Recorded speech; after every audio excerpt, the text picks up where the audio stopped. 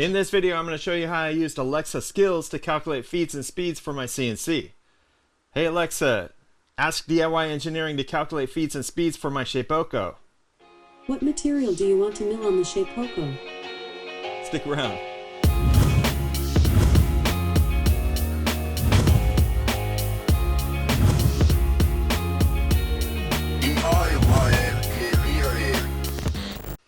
Alright, in this video we're going to be talking about using Alexa to calculate feeds and speeds. I'm going to walk you through how I implemented it, what the potential for it is, and where we go from here.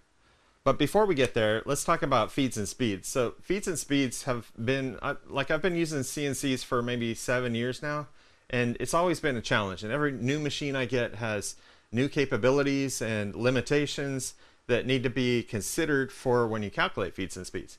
Now there's several tools out there. I like HSM Advisor. It's a very comprehensive software application that can do those calculations to give you optimal feed rates for a particular material on a particular machine. And that's subjective to the machine. So the Maker Dreams Evo 1 CNC has specific capabilities. It has certain rigidity, has certain torque and capability that needs to be considered when you're calculating feeds and speeds for that. I used to have a Nomad, and that had a different set of capabilities and parameters that need to go into those same formulas. The Deskmaster is one thing, and I no longer have my Shapeoko. I'm still waiting for the HDM to be delivered. But that aside, it's something that took several years to learn. And at some point, you start to get comfortable enough to where you know your general guidelines around what feed inches per minute you could run it at, and what rotational speed on your spindle, and how you can improve and increase that given coatings and types of bits with number of flutes and all of that stuff. But it takes some time to get comfortable. And I know for a lot of people just starting out, it's a little daunting to determine. You're gonna end up crashing your machine lots of times before you get comfortable enough to where you can have a baseline idea about what feeds and speeds you can use for your machine. And that's what this is about. That's really all we can expect to accomplish from a voice UI, is to get a general understanding and some basic recommendations about feeds and speeds for a machine, and using a specific end mill and a specific material, and it should be able to calculate based on those parameters some starting points for your feeds and speeds. And that's in my book a huge accomplishment, because often project to project it differs. Your material may be subtly different, your fixturing may be subtly different, and you need to compensate your feeds and speeds to accommodate those variables in your design, in your manufacturing of those parts. Now, if you're purely looking at this from a monetary standpoint, and it's all about profit, and it's how quick you can mill those parts and get them off there and swap them out and mill the next one, then this probably isn't going to be the right use case to generate feeds and speeds for you. But it will give you a good starting point with your machine, so that you can begin to get comfortable with what feeds and speeds will work for your machine and what your expectations should be. That said, I was having a conversation with a friend last week. We were talking about the Alexa skills and developing them on Amazon. And the thought occurred, as it always does, to apply that to this technology was a neat prospect. And I thought I'd go check out the technology, dive in head first, and see how quickly we could turn it around. Turns out it takes about a day and a half. With the right skill sets, you can develop the code and software and conversational model in their API. And so to show you what I've accomplished and how to go about designing a voice skill for Alexa, we're going to hop over to the computer and dive into that technology, and I'm going to do my best to explain what that's about and what I've accomplished in the last couple days. That said, let's head over to the computer. All right, so diving in over at developer.amazon.com, we see that they have their own development environment that's similar to AWS, and obviously they're the same company, and they leverage a lot of the services that AWS or Amazon Web Services provides. But this is laid out more from a, business to business development environment that's based on Amazon products and technologies. So you see that there's skill builders, device makers, solution providers, and products, and all that, and lots of different programs that support all of those, and the branding thereafter. But if you go to skill developers and down to the developer console, there's also a lot of documentation around the skill kit, which is their SDK.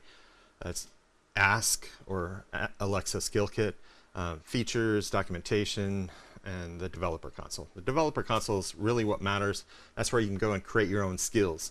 And a skill is a set of capabilities and a trained model that you can develop and deploy and get certified and distributed on the Amazon network so that it can be used through the Amazon Alexa and echodot ecosystem. In this case, we've got one skill here, and this skill is named appropriately DIY engineering. So if we click into that, that's going to bring us to the development console for DIY engineering.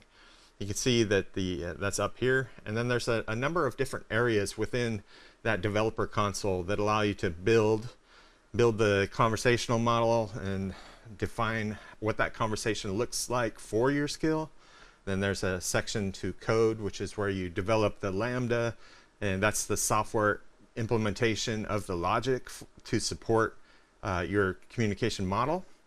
And then there's an area for testing, distribution certification, and then analytics to determine how it's performing. So let's kind of go through this from top to bottom. It's going to be high level.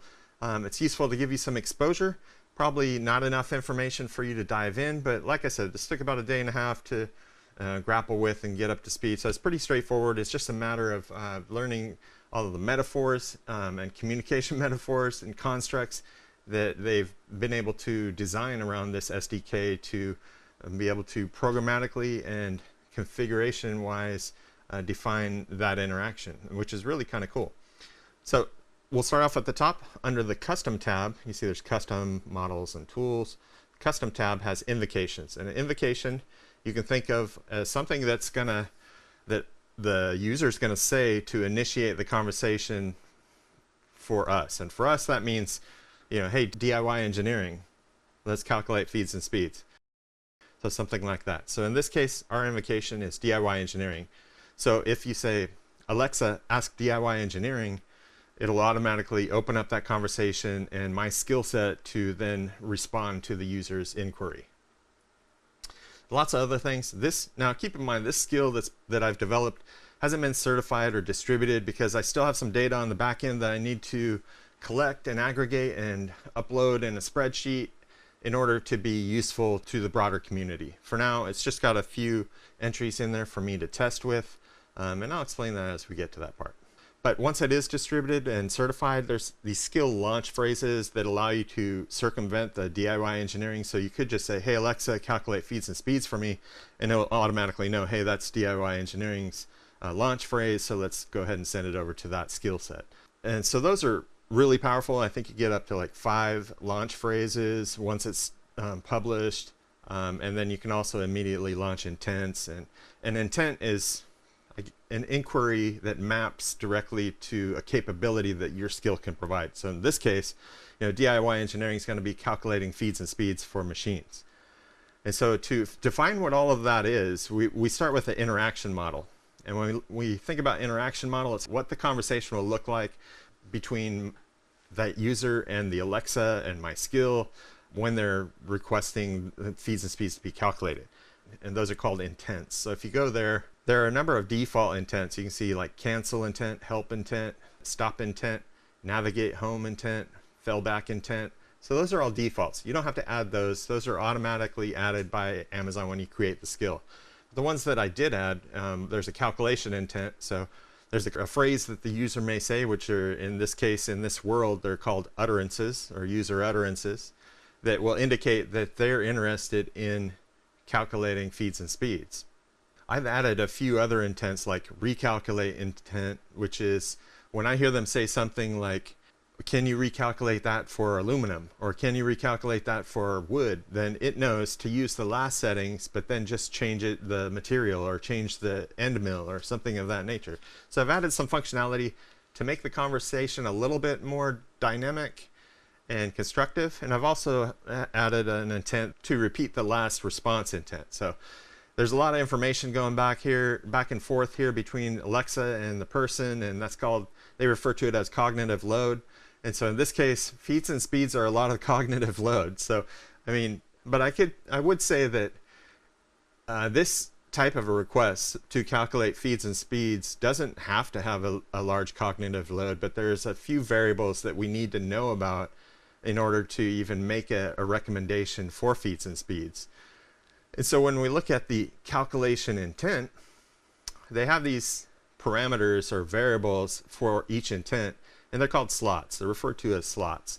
And when you think, and you can see just beneath those, the slots are defined below. And so here we have machine. Obviously, I need to know what machine it is because it could have more horsepower or capabilities than other machines. I need to know the material because if you're cutting foam as opposed to brass, they're significantly different. And then beyond that, I need to know what's the diameter of the end mill that you'll be using. How many flutes does it have? What type of end mill is it? Is it flat or ball or a chamfer? These are things that are important as well.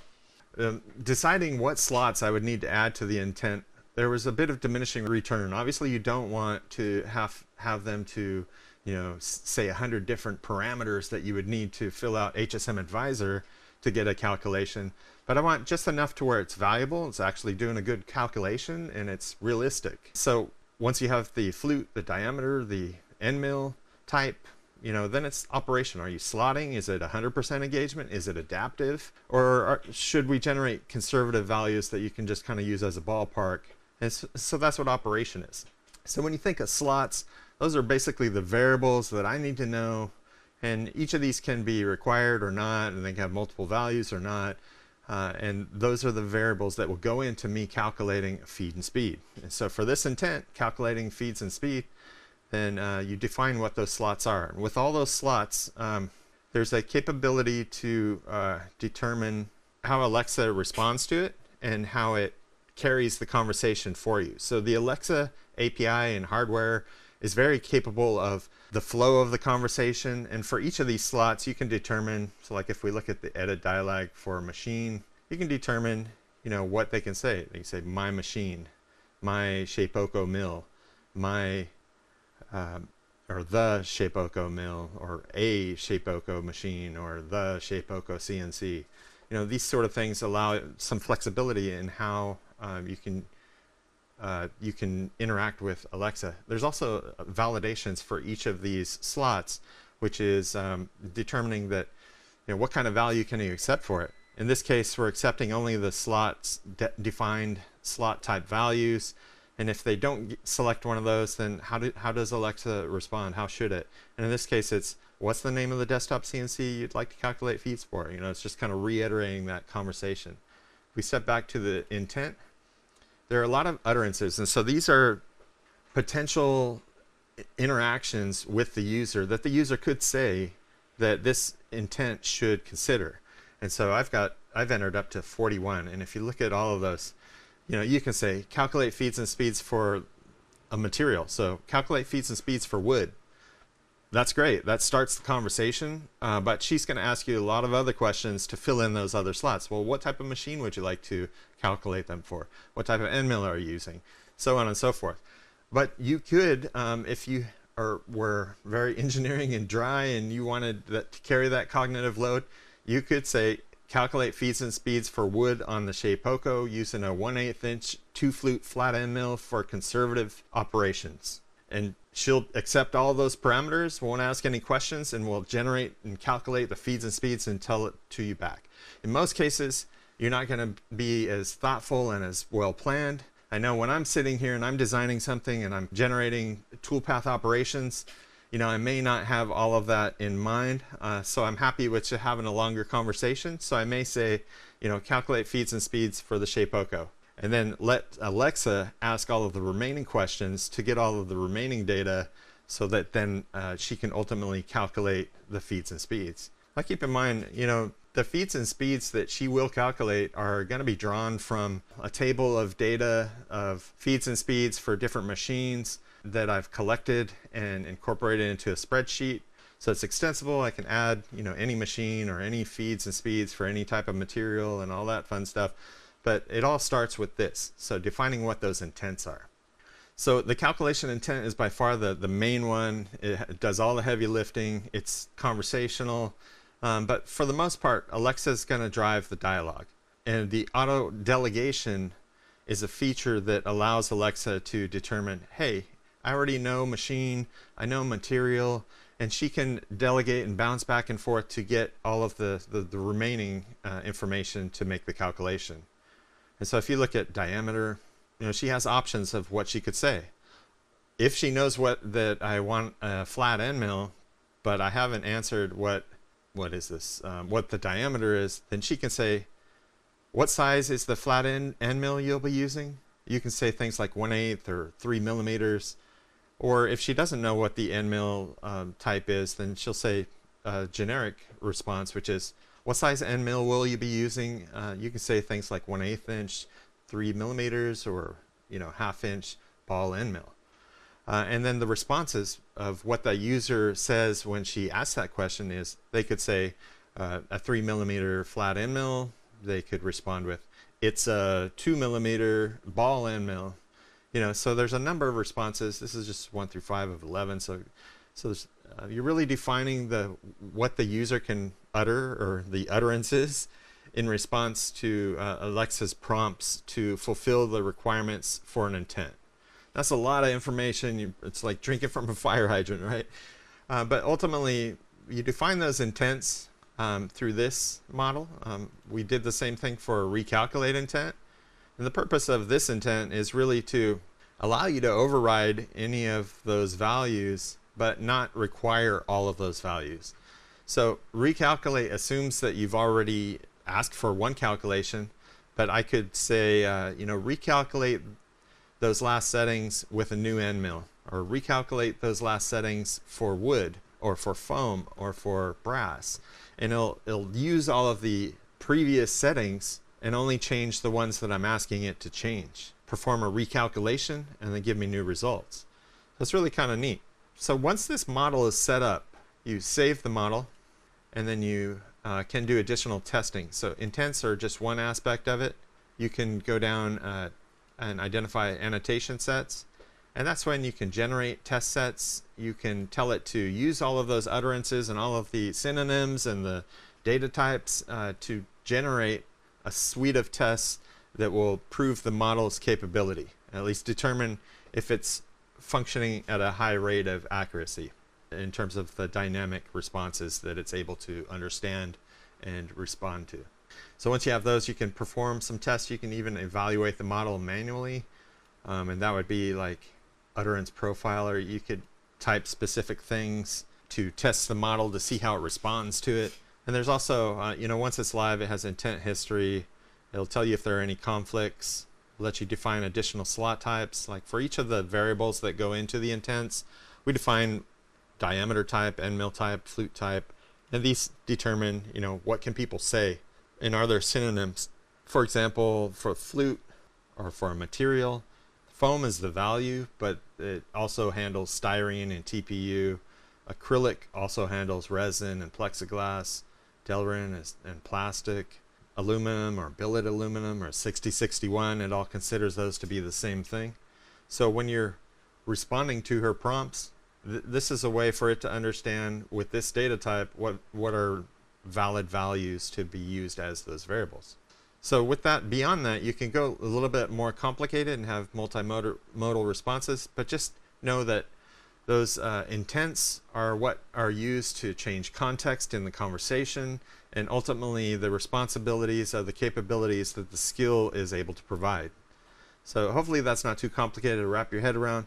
Before we get too far, electronic projects always start with good circuit designs, and for that I rely on Altium Designer. From simple to complex, if you haven't taken a chance to download a free copy and see what you're missing, I've put links in the description, and with Altium Designer, creating these complex projects is a piece of cake. Through your development, you'll be empowered to do your best work as you grow into its more advanced capabilities.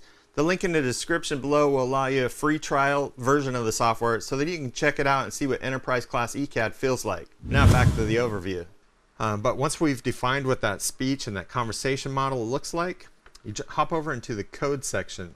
In the code section, there's a Lambda. A Lambda you can think of as a cloud function that will execute when specific requests are made to that Lambda by the skill set. And the skill is responsible for delegating those requests and the calculations are made in this Lambda, and the results are what determine what Alexa will say, as well as how you make the calculation to perform the capability that's advertised as part of the Alexa skill. This is actually in Node.js. It looks very similar to JavaScript, with the exception that there's asynchronous capabilities for requests and calls, and there's some structure behind the capability. And just know that it's enhanced. It is a high-level JavaScript language.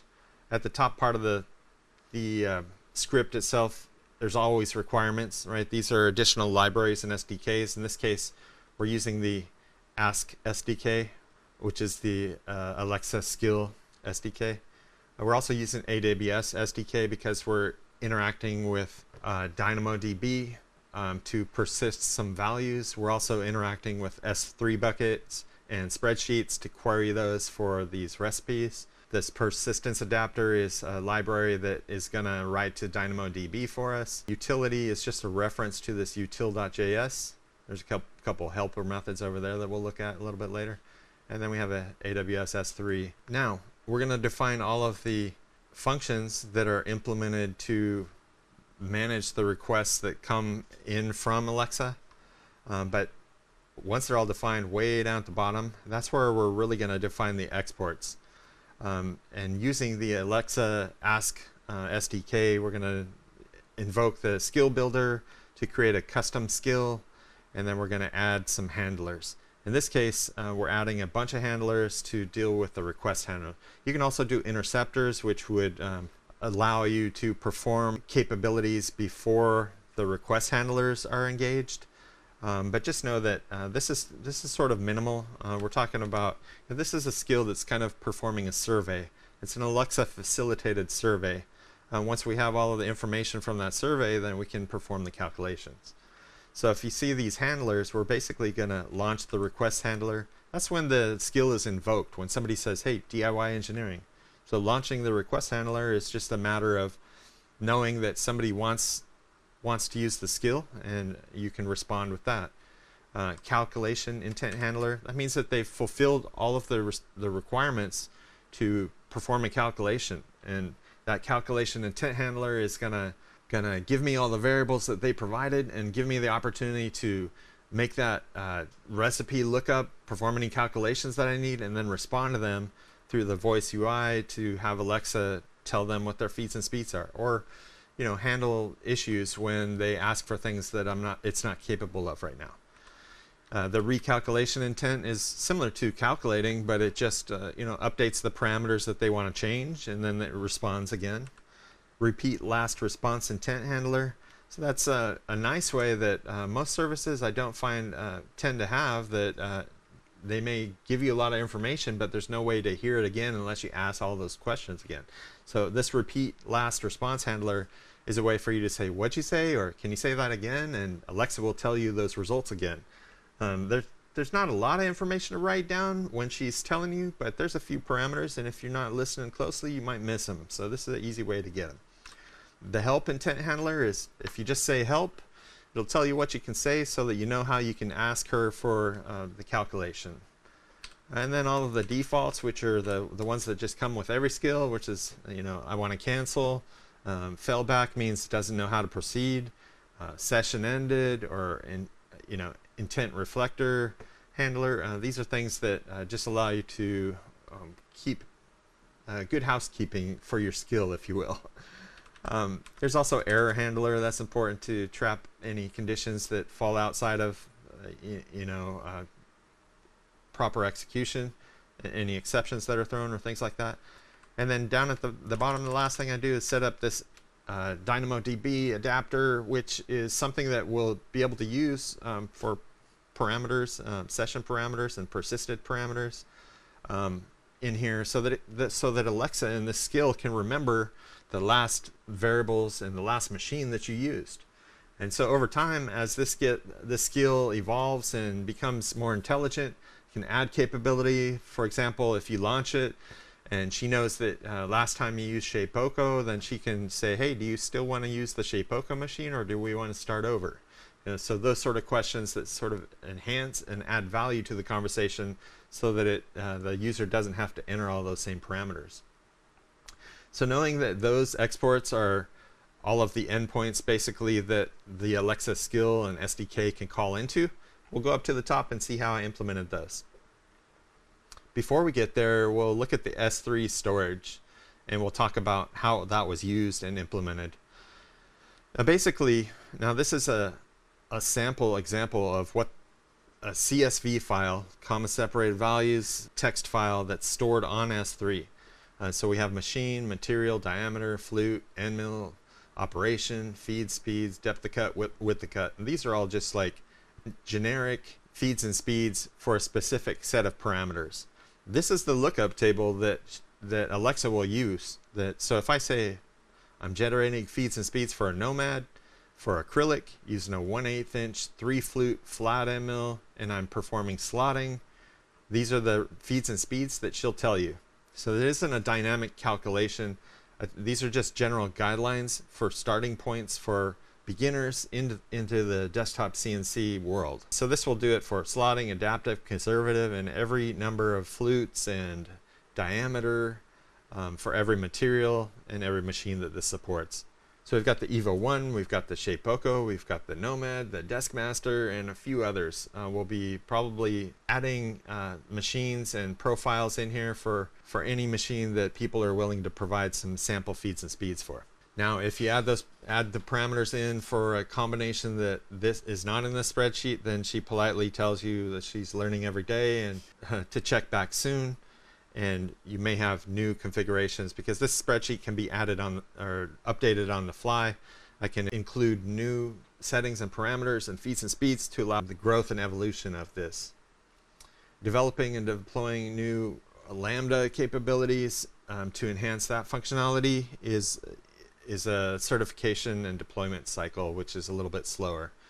So initially, when we talk about the launch request handler, that's basically somebody said, Alexa, ask DIY engineering. So she'll come up and this will be invoked. First thing it does is it asks if this method can handle a particular request. And that criteria is up to me. In this case, all I'm looking for is that it's a launch request. And if that's true, then it'll pass me that a handler input and then I can process it. In this case, I'm just saying, hi, I can calculate feeds and speeds for you, but first let me know what machine you're using. It's the first time that anyone's talked to this service, and this is going to accept that criteria. You just pass it back to Alexa, she'll say that, and wait for a response. Then if you provide a response, she has some place to start. She knows what machine you have, and she knows that she has a bunch of other parameters that need to be filled. So she'll carry the dialogue. She'll ask you, depending on how much information you provide, she'll continue to fill in the blanks until she has all the information. And when she has all the information, she will call back into this calculation intent handler. Now, when this is called, it's expected that all of the slots that are required have been filled. And so when this handler input comes into this function, I basically instantiate a small graph of those parameters: machine, diameter, flute, end mill, operation, material, and I get that from the handler input. So I'm just really capturing those values in an object called attributes. And for me, that's something that I'm going to save so that I know the attributes that you used last time you used my skill. That's something we can refer to, and if they say, hey, what were the parameters on the previous calculation, then I can tell you what those parameters were without having to, ask you again. And so that's useful. Ultimately, what this does is it loads up all those variables into that object, and then we do a lookup. That lookup is called lookup recipe. This method right here, or function, is passing in those same parameters, and if we hop down to where that's located, the lookup recipe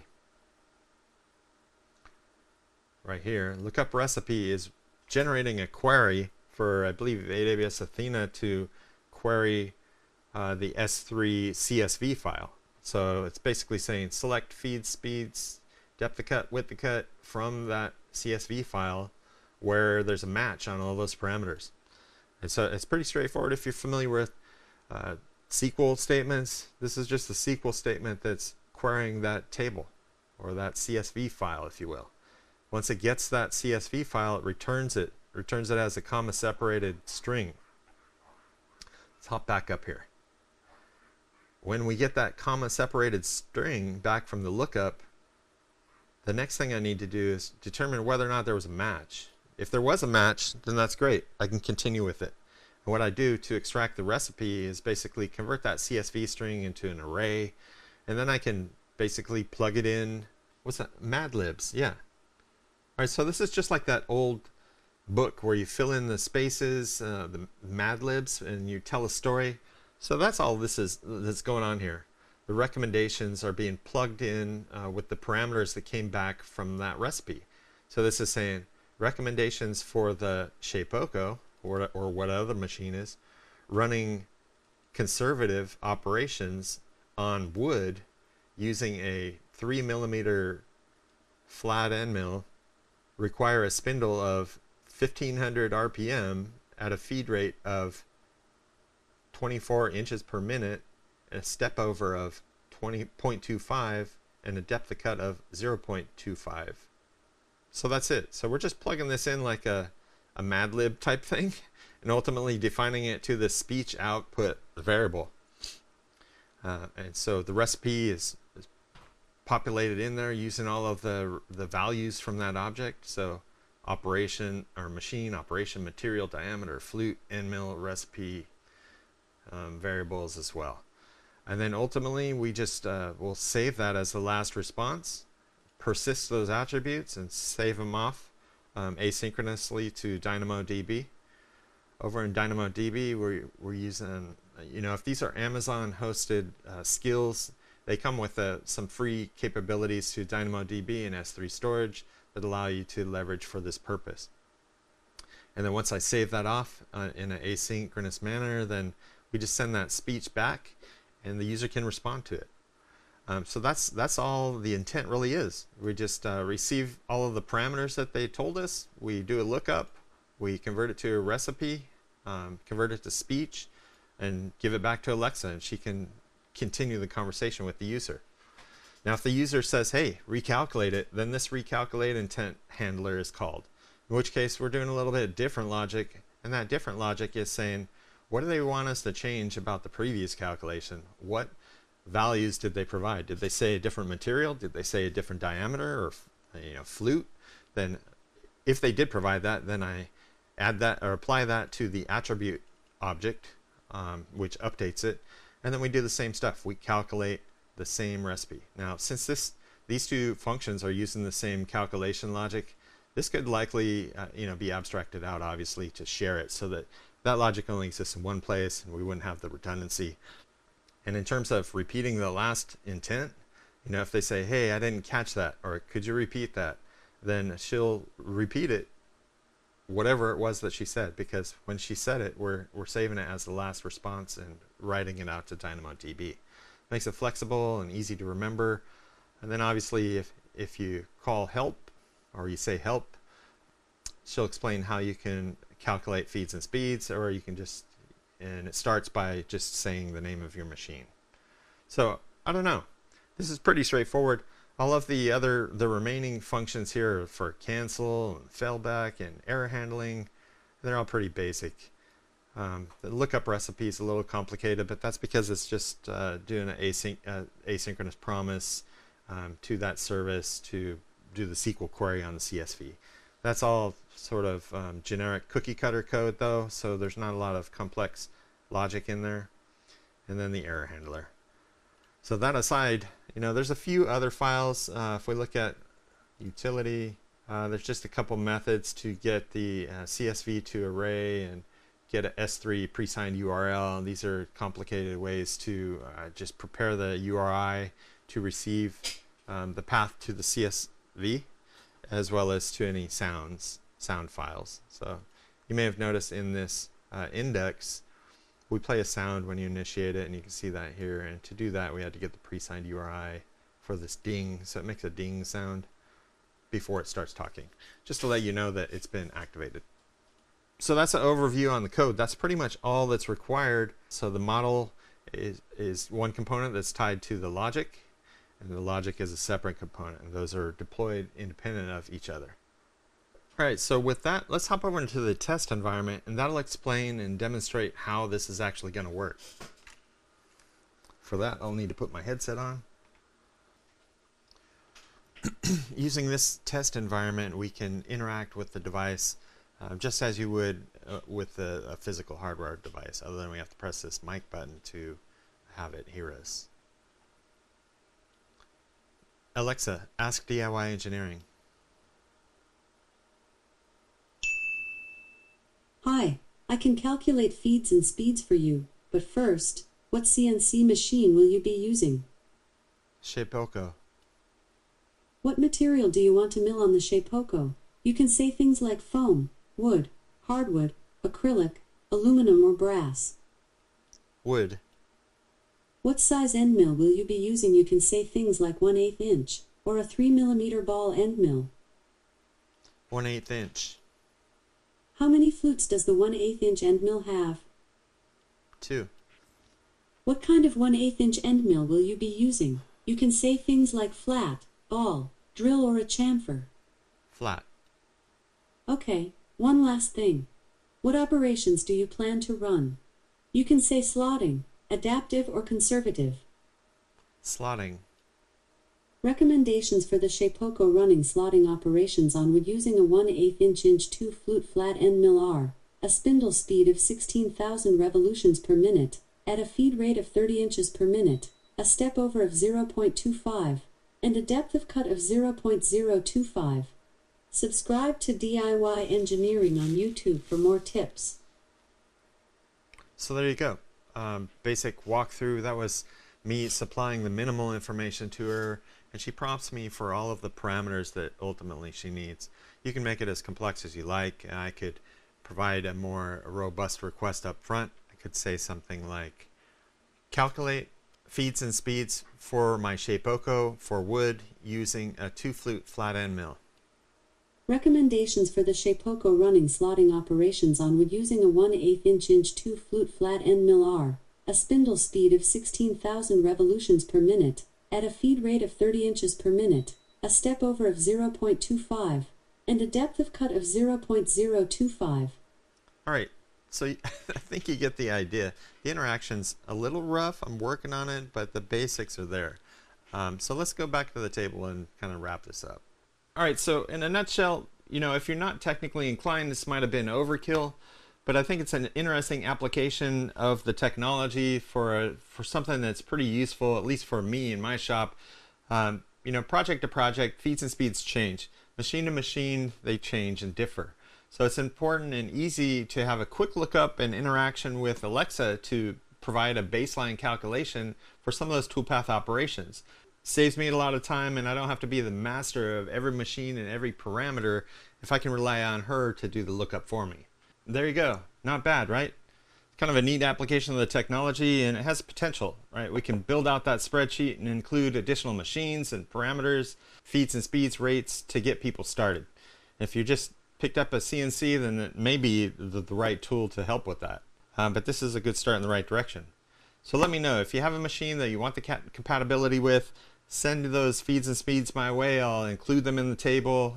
This thing will be distributed and deployed and should be relatively free aside from a couple advertisements to direct you to DIY Engineering YouTube channel. But aside from that, this is just a work in progress, and I'm happy to share it with the community. Hopefully if you get some value out of it, then mission accomplished, right? So hopefully you enjoyed this look at the technology behind the scenes of implementing an Alexa skill that can help us in our maker spaces, specifically with the CNC feeds and speeds. That said, if you're new to the channel, hit the subscribe button, ring that notification bell. It'll keep you notified on future videos. If you like this particular video, give it a thumbs up. And in the meantime, be safe, have fun, and I'll see you next time. Hey, if you like the video, please subscribe to the channel. It's how we're building the community. Also allow me to bring better content. Also check me out on these other social networks. There's lots of cool stuff there too.